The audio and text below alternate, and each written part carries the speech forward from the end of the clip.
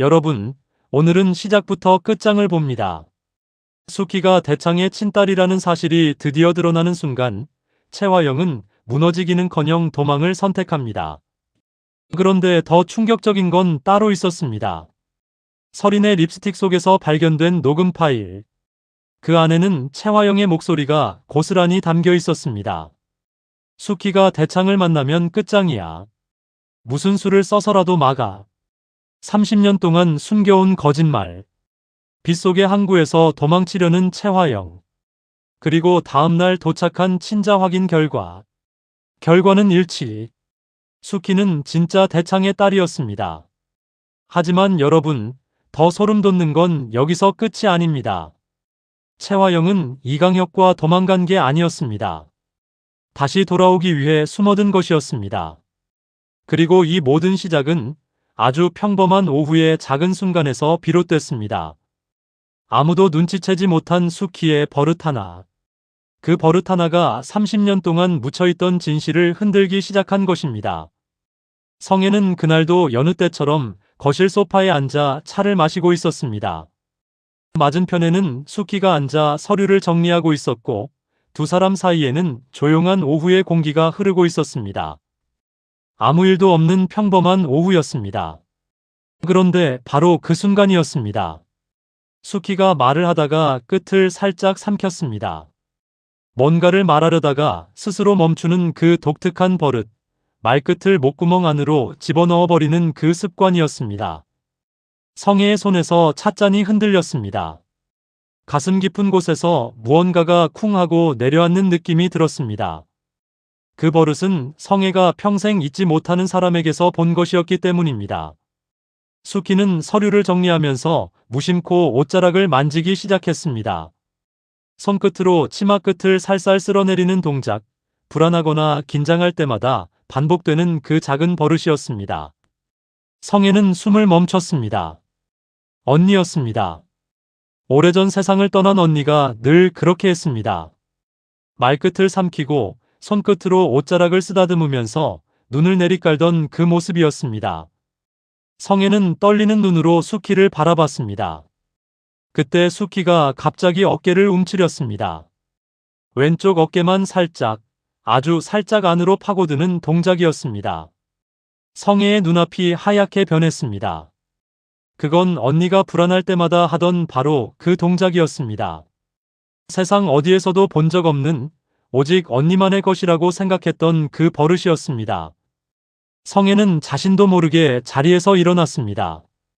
찻잔이 테이블에서 넘어졌지만 그게 눈에 들어오지 않았습니다. 심장이 너무 빠르게 뛰어서 숨을 쉬는 것조차 힘들었습니다. 수키가 놀라서 고개를 들었습니다. 성혜 씨, 왜 그러세요? 얼굴이 하얗게 질렸어요. 수키의 목소리가 멀게 들렸습니다. 성혜는 입술이 떨렸습니다. 혼잣말처럼 중얼거렸습니다. 아니야, 설마, 수키 씨가, 설마 수키 씨가. 그 말은 끝까지 이어지지 못했습니다. 성혜의 눈에서 눈물이 한 방울 흘러내렸습니다. 너무 오래 찾아 헤매서 이제는 보여도 믿지 못하는 사람처럼 성혜는 그저 수키를 바라보기만 했습니다. 바로 그 순간 멀리서 그 장면을 지켜보는 눈이 있었습니다. 채화영이었습니다.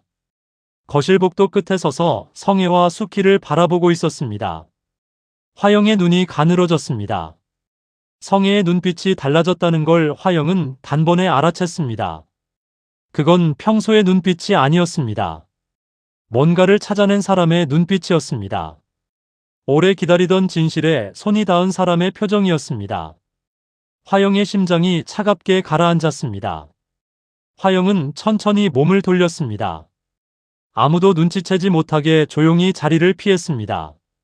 하지만 화영의 두 손은 이미 떨리고 있었습니다.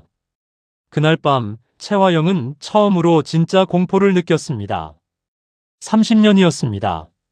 30년 동안 단 한 번도 흔들리지 않았던 거짓말이었습니다. 수키가 대창의 친딸이라는 사실이 세상에 드러나는 순간 자신이 쌓아온 모든 것이 한꺼번에 무너진다는 걸 화영은 알고 있었습니다. 재산도, 지위도, 이 집에서의 모든 것도 사라집니다. 그리고 무엇보다 자신이 저지른 일들이 전부 밖으로 나오게 됩니다. 화영은 침실 창가에 서서 어두운 정원을 내려다봤습니다. 손끝이 차가웠습니다. 입술을 꽉 깨물었습니다. 아직 끝난 게 아니야. 화영은 속으로 되뇌었습니다. 성애가 눈치챘다고 해서 끝난 게 아니야. 증거가 없으면 아무것도 아니야. 하지만 화영도 알고 있었습니다. 성애의 그 눈빛은 이제 멈추지 않을 사람의 눈빛이라는 것을. 그리고 그 옆에는 오장미가 있었습니다. 장미는 그날 오후 서린의 방을 정리하다가 이상한 것을 발견했습니다. 서린의 화장대 위에 놓인 립스틱 하나였습니다. 평소에 서린이 쓰던 것과 색깔도 브랜드도 달랐습니다. 장미는 무심코 립스틱을 집어들었습니다. 뭔가 이상했습니다. 무게가 달랐습니다. 일반 립스틱보다 조금 더 묵직한 느낌이었습니다. 장미는 미간을 찌푸리며 뚜껑을 열었습니다. 그리고 립스틱 안쪽을 들여다봤습니다. 손가락이 멈췄습니다. 립스틱 심지 아래 아주 작은 틈새에 무언가가 끼워져 있었습니다. 손톱 끝으로 겨우 꺼낼 수 있는 크기의 아주 작은 칩이었습니다. 장미의 심장이 빠르게 뛰기 시작했습니다. 손이 떨렸습니다. 이게 뭔지 장미는 이미 알 것 같았습니다. 장미는 조용히 방문을 잠갔습니다. 혹시라도 누가 들어올까봐 귀를 기울이며 주변을 살폈습니다. 집안은 조용했습니다. 장미는 떨리는 손으로 칩을 재생했습니다. 작은 소리가 흘러나왔습니다. 처음에는 잡음이었습니다. 그리고 곧 목소리가 들렸습니다. 장미는 그 목소리를 단번에 알아챘습니다. 최화영이었습니다. 수키가 대창을 만나면 끝장이야. 무슨 수를 써서라도 막아. 화영의 목소리는 차갑고 단호했습니다. 장미는 그 자리에서 얼어붙었습니다. 손에 들고 있던 칩이 떨어질 뻔했습니다. 가까스로 손을 오므려 칩을 꽉 쥐었습니다. 녹음은 계속됐습니다. 수키가 회장님 옆에 붙으면 내가 끝나. 그 여자가 뭘 알고 있는지 먼저 파악해. 장미는 숨을 참으며 끝까지 들었습니다. 녹음 속 화영의 목소리는 흔들림이 없었습니다. 오래전부터 이 모든 걸 계획해온 사람의 목소리였습니다. 재생이 끝났습니다. 장미는 한동안 아무 말도 하지 못했습니다. 가슴 안에서 뜨거운 것이 치밀어 올랐습니다. 그동안 심증만 있었습니다. 화영이 수키를 의도적으로 방해하고 있다는 걸 느끼면서도 증거가 없어서 아무것도 할 수 없었습니다. 그런데 지금 손 안에 있는 이 작은 칩이 그 모든 걸 바꿔놓고 있었습니다. 장미는 이를 악물었습니다. 최화영, 이제 당신이 끝날 차례야. 그 말이 입 밖으로 나왔을 때 장미의 눈에는 눈물과 분노가 동시에 차올랐습니다. 얼마나 많은 시간이었는지 모릅니다. 얼마나 많은 사람이 이 여자 때문에 무너졌는지 모릅니다. 그리고 수키는 자신이 왜 이렇게 살아야 했는지조차 모른 채 버텨온 것이었습니다. 장미는 칩을 손수건으로 조심스럽게 감쌌습니다. 이건 반드시 대창에게 전달해야 했습니다. 이 증거 하나가 모든 걸 뒤집을 수 있었습니다. 장미는 대창에게 연락을 취했습니다. 오늘 밤 꼭 배워야 할 것이 있습니다. 아주 중요한 것입니다. 대창은 잠시 침묵하다가 대답했습니다. 알겠습니다. 장미 씨, 밤 10시에 봅시다. 장미는 전화를 끊고 가슴을 쓸어내렸습니다. 그런데 장미가 모르는 게 하나 있었습니다. 그 연락을 하는 순간 이미 누군가가 움직이고 있었습니다. 바로 강혁이었습니다. 강혁은 장미가 칩을 발견했다는 것을 알고 있었습니다. 아니, 더 정확히 말하면 강혁은 그 칩이 거기 있다는 것을 처음부터 알고 있었습니다. 모든 것이 강혁의 계산 안에 있었습니다. 강혁은 화영에게 문자를 보냈습니다. 장미가 움직인다. 오늘 밤이 마지막이야. 화영은 그 문자를 받고 잠시 눈을 감았습니다. 그리고 천천히 눈을 떴을 때 화영의 얼굴에는 아무 감정도 없었습니다. 이미 각오를 끝낸 사람의 얼굴이었습니다. 여러분, 잠깐 여기서 멈춰 볼게요. 지금 이 장면이 얼마나 오랫동안 기다려온 순간인지 느껴지시나요? 채화영이 30년간 감춰온 진실이 드디어 손바닥 위에 올라온 것입니다. 하지만 진짜 폭풍은 지금부터입니다. 증거를 손에 쥔 장미와 마지막 탈출을 준비하는 화영과 강혁이 충돌하는 순간이 다가오고 있었습니다. 과연 채화영은 이번에도 빠져나갈 수 있을까요? 이 이야기가 마음에 드신다면 지금 바로 좋아요와 구독 눌러주세요. 다음 이야기를 놓치지 않도록 알림 설정도 꼭 부탁드립니다. 여러분의 응원이 이 채널을 계속 이어가는 힘이 됩니다. 강혁이 화영의 방문 앞에 선 것은 밤 11시가 넘은 시각이었습니다. 복도는 조용했고 집 안 어디에서도 인기척이 느껴지지 않았습니다. 강혁은 잠시 문 앞에서 멈춰 서서 숨을 골랐습니다. 문을 두드리지 않았습니다. 그냥 천천히 문을 밀고 들어갔습니다. 화영은 이미 알고 있었다는 듯 놀라지 않았습니다. 방 안은 어수선했습니다. 옷가지와 서류들이 바닥에 널려 있었고 화영은 그 사이에서 무언가를 골라내고 있었습니다. 하지만 그건 짐을 싸는 것처럼 보이지 않았습니다. 강혁은 방 안을 천천히 둘러봤습니다. 한쪽 구석에 금속 쓰레기통이 놓여 있었고 그 안에는 이미 재가된 종이들이 쌓여 있었습니다. 화영은 증거를 태우고 있었던 것입니다. 강혁은 문 앞에 선 채 조용히 입을 열었습니다. 그만하자, 화영아. 낮고 조용한 목소리였습니다. 화영은 뒤돌아보지 않았습니다. 손을 멈추지도 않았습니다. 뭘 그만해 라고 짧게 대꾸했습니다. 강혁은 한 걸음 안으로 들어섰습니다.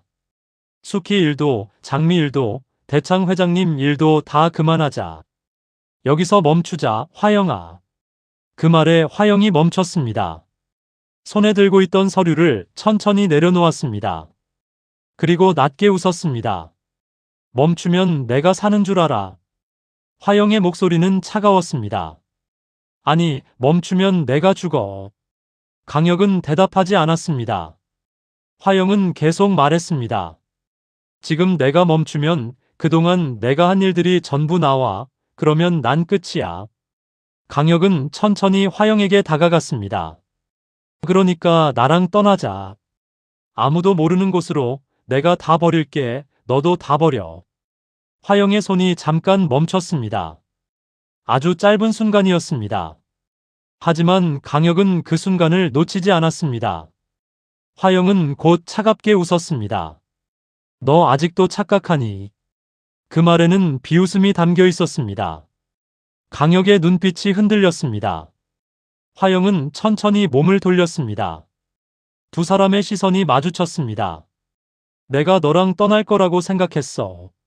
화영은 또렷하게 말했습니다. 강혁아, 넌 내 인생에서 필요할 때만 쓰는 사람이었어. 강혁은 아무 말도 하지 못했습니다. 화영은 멈추지 않았습니다.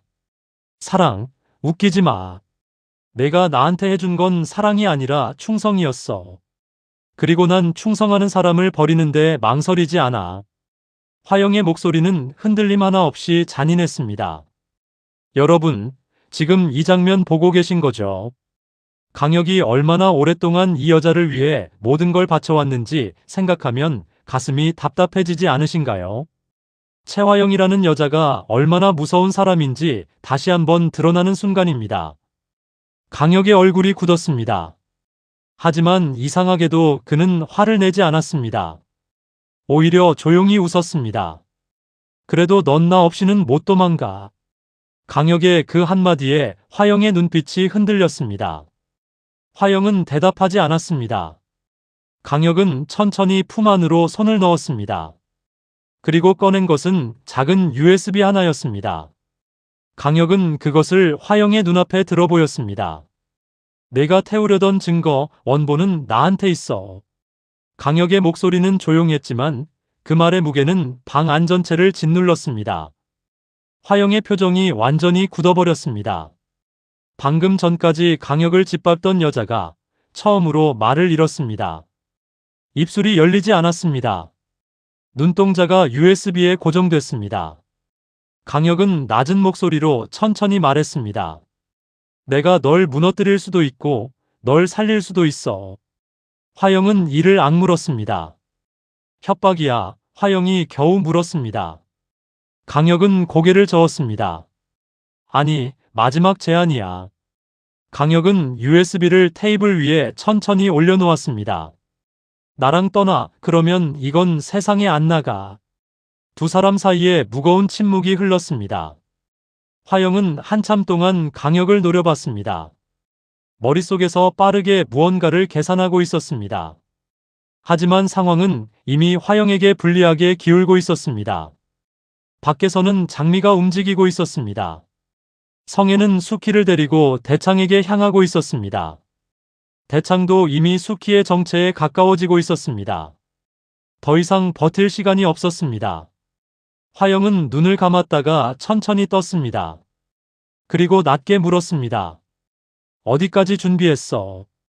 그 말은 항복이었습니다. 강혁은 기다렸다는 듯 바로 대답했습니다. 항구, 새벽 3시, 가짜 신분증, 현금, 그리고 아무도 모르는 집. 강혁의 목소리에는 오래 준비해온 사람의 무게가 담겨 있었습니다.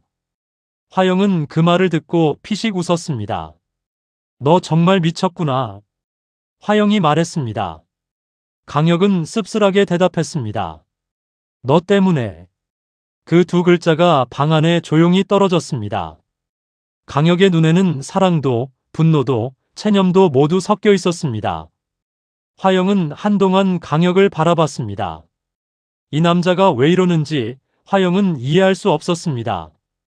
아니, 어쩌면 이해하고 싶지 않았던 것인지도 모릅니다. 화영은 천천히 몸을 돌려 짐을 챙기기 시작했습니다. 도망치기 위한 짐이었습니다. 이번에는 진짜였습니다. 강혁은 말없이 그 모습을 바라봤습니다. 이기는 것도 지는 것도 아닌 얼굴이었습니다. 그저 끝까지 이 여자 곁에 있겠다는 사람의 얼굴이었습니다. 그날 밤 장미는 약속 장소로 향했습니다. 손 안에는 녹음집이 있었고 가슴 안에는 오랫동안 참아온 분노가 가득 차 있었습니다. 드디어 끝낼 수 있다는 생각에 발걸음이 빨라졌습니다. 하지만 약속 장소에 도착했을 때 장미를 기다리고 있던 사람은 대창이 아니었습니다. 동석이었습니다. 동석은 겁에 질린 얼굴로 주변을 연신 살피고 있었습니다. 장미 씨, 지금 가시면 안 됩니다. 동석의 목소리가 떨렸습니다. 채화영이 다 알고 있어요. 장미는 놀라 물었습니다. 어떻게 알았어요? 내가 칩을 가지고 있다는 걸 어떻게 알았냐고요. 동석은 고개를 저으며 말했습니다. 강혁이 움직였습니다. 동석은 숨을 고르며 말을 이었습니다. 화영하고 같이 사라지려는 것 같아요. 오늘 밤 안으로요. 장미의 얼굴이 굳었습니다. 설마 둘이 같이요? 동석은 고개를 끄덕였습니다. 네, 둘이 끝까지 같이 갈 생각입니다. 항구 쪽으로 움직인다는 얘기를 들었어요. 장미 씨, 지금 바로 막지 않으면 두 사람 다 사라집니다. 장미는 잠시 눈을 감았습니다. 머릿속이 빠르게 돌아갔습니다. 증거는 있었습니다. 하지만 화영이 사라져버리면 아무 소용이 없었습니다. 증거가 있어도 당사자가 없으면 수키의 억울함을 풀어줄 수 없었습니다. 장미는 눈을 뜨고 동석을 바라봤습니다. 성혜 씨한테 연락해요. 장미의 목소리가 단단해졌습니다. 수키 씨도 데리고 항구로 와요. 지금 당장. 동석은 고개를 끄덕이고 바로 전화를 꺼냈습니다. 장미는 몸을 돌려 항구 쪽으로 발걸음을 옮겼습니다. 빗방울이 하나둘 떨어지기 시작했습니다. 새벽 3시. 항구에는 빗소리만 가득했습니다. 파도 소리와 빗소리가 뒤섞여 세상이 온통 어둠과 소음으로 가득 찬 것 같았습니다. 화영은 검은 코트를 입고 부두 앞에 나타났습니다. 모자를 깊게 눌러쓰고 있었지만 걸음걸이만큼은 여전히 당당했습니다. 강혁은 이미 차 앞에 서서 그녀를 기다리고 있었습니다. 강혁은 말없이 차 문을 열었습니다. 화영은 차에 타기 전 마지막으로 뒤를 돌아봤습니다. 빗속에 젖어드는 항구, 멀리 보이는 도시의 불빛이 보였습니다. 그곳에는 자신이 버린 사람들이 있었습니다. 자신이 속인 사람들이 있었습니다. 자신이 30년 동안 짓밟아온 진실이 있었습니다. 하지만 화영의 눈에는 눈물 한 방울 없었습니다. 오히려 차갑게 입꼬리를 올렸습니다. 그리고 차에 타려는 순간이었습니다. 멀리서 헤드라이트가 켜졌습니다. 한 대가 아니었습니다. 두 대의 차가 항구 입구를 막아서듯 멈춰 섰습니다. 차 문이 열리고 장미가 내렸습니다. 빗속에서도 장미의 눈빛은 흔들리지 않았습니다. 그 옆으로 성혜가 내렸습니다. 그리고 마지막으로 수키가 내렸습니다. 수키는 비를 그대로 맞으며 화영을 향해 걸어왔습니다. 떨리는 다리를 억누르며 똑바로 걸어왔습니다.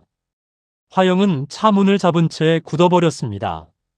강혁은 운전석에서 그 광경을 바라봤습니다. 아무도 말이 없었습니다. 빗소리만 가득한 그 침묵을 깨뜨린 것은 수키였습니다. 최화영 씨, 나한테 왜 그랬어요? 수키의 목소리가 빗속에서 떨렸습니다. 내가 정말 회장님 딸이라서 그런 거였어요. 내가 나타나는 게 그렇게 무서웠어요. 수키의 눈에서 빗물인지 눈물인지 모를 것이 흘러내렸습니다. 화영은 차 문을 잡은 손에 힘을 줬습니다. 대답하지 않았습니다. 하지만 그 침묵이 모든 것을 말해주고 있었습니다. 성혜가 앞으로 한 걸음 나섰습니다. 눈물이 빗물과 섞여 볼을 타고 흘렀습니다. 언니 딸 맞지? 당신이 숨긴 거 맞지? 성혜의 목소리는 떨렸지만 또렷했습니다. 내 언니가 낳은 딸, 당신이 30년 동안 감춰온 거 맞지요? 화영은 고개를 돌렸습니다. 장미가 천천히 손을 들었습니다. 손 안에 녹음칩이 들려 있었습니다. 도망가도 소용없어, 장미가 말했습니다. 증거는 이미 복사했어. 이 안에 내 목소리가 다 담겨 있어. 수키를 막으려던 내 계획이 전부 다 들어있다고. 화영의 눈이 녹음칩을 향했습니다. 손가락이 미세하게 떨렸습니다. 하지만 화영은 표정을 바꾸지 않았습니다. 강혁은 운전대를 잡은 채 조용히 말했습니다. 화영아, 선택해. 지금 내려서 끝낼래? 아니면 나랑 끝까지 갈래? 화영은 빗속에 서 있는 수키를 바라봤습니다. 수키의 얼굴에서 오래전 자신이 묻어버린 진실이 보였습니다. 그 얼굴에서 자신이 30년 동안 외면해온 죄가 보였습니다. 화영의 눈빛이 아주 잠깐 흔들렸습니다. 정말 아주 잠깐이었습니다. 하지만 그것뿐이었습니다. 화영은 끝내 차 문을 열지 않았습니다. 수키에게 걸어가지 않았습니다. 성혜에게 무릎을 꿇지 않았습니다. 대신 차 안으로 몸을 들이밀며 차갑게 말했습니다. 밟아. 그 한마디였습니다. 강혁은 눈을 감았다가 다시 떴습니다. 그리고 엑셀을 밟았습니다. 차는 빗속을 가르며 어둠 속으로 사라졌습니다. 수키는 그 자리에 서서 사라지는 차를 바라봤습니다. 성혜는 수키의 어깨를 끌어안았습니다. 장미는 주먹을 쥔 채 입술을 깨물었습니다. 최화영은 끝내 돌아서지 않았습니다. 끝내 인정하지 않았습니다. 하지만 이제 도망친다고 해서 끝나는 것이 아니었습니다. 다음 날 아침이 밝았습니다. 대창의 저택은 이른 시간부터 술렁이었습니다. 모두가 기다리던 결과가 도착했기 때문입니다. 친자 확인 검사 결과였습니다. 봉투를 들고 온 사람은 대창의 오랜 법무 담당자였습니다.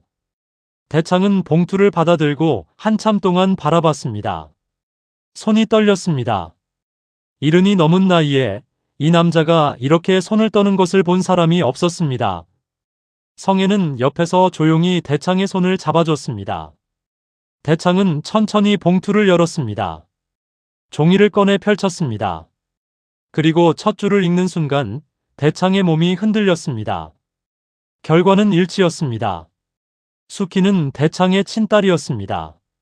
세상에 태어나서 단 한 번도 아버지 곁에 있어 본 적 없는 그 딸이 맞았습니다. 대창은 종이를 든 채 그대로 무너져 내렸습니다. 의자에 앉은 것이 아니라 말 그대로 무릎이 꺾였습니다. 내 딸이 내 옆에 있었는데 라는 말이 입 밖으로 나왔습니다. 그 목소리는 울음도 아니고 말도 아닌 것이었습니다. 평생 강한 사람으로 살아온 남자가 처음으로 그냥 무너지는 소리였습니다. 성혜는 그 옆에서 참았던 울음을 터뜨렸습니다. 수키는 문 앞에 서 있었습니다. 결과를 듣는 순간 다리에 힘이 풀렸습니다. 옆에 있던 장미가 얼른 수키의 팔을 잡아줬습니다. 수키는 말이 나오지 않았습니다. 그저 대창을 바라봤습니다. 평생 몰랐던 아버지를 이제야 처음으로 아버지라고 부를 수 있는 그 사람을 바라봤습니다. 대창이 고개를 들었습니다. 눈이 빨갛게 충혈돼 있었습니다. 수키야 라고 불렀습니다. 그 이름 두 글자가 공기를 가르고 수키에게 닿았습니다. 수키의 눈에서 눈물이 쏟아졌습니다. 수키는 그대로 바닥에 주저앉았습니다. 장미는 말없이 등을 돌렸습니다. 눈물을 보이기 싫었습니다. 하지만 어깨가 떨리는 것은 감출 수 없었습니다. 그런데 바로 그때였습니다. 법무 담당자가 조심스럽게 입을 열었습니다. 회장님, 한 가지 더 전해드릴 것이 있습니다. 모두의 시선이 쏠렸습니다. 담당자는 작은 USB 하나를 내밀었습니다. 오늘 아침 저택 현관 앞에 놓여 있었습니다. 이름이 적혀 있었습니다. USB 위에는 작은 메모가 붙어 있었습니다. 장미 씨에게 라고 쓰여 있었습니다. 장미는 떨리는 손으로 USB를 받았습니다. 노트북에 꽂았습니다. 파일이 하나 들어 있었습니다. 영상 파일이었습니다. 재생 버튼을 눌렀습니다. 화면이 켜졌습니다. 강혁이었습니다. 강혁은 초췌한 얼굴로 카메라를 바라보고 있었습니다. 언제 찍은 것인지 눈 아래 그늘이 깊었습니다. 하지만 눈빛은 흔들리지 않았습니다. 강혁은 천천히 입을 열었습니다. 이 모든 일의 시작은 채화영이었습니다. 하지만 끝까지 막지 못한 나도 공범입니다. 방안이 조용해졌습니다. 강혁은 계속 말했습니다. 제가 알고 있는 모든 것을 이 USB 안에 담았습니다.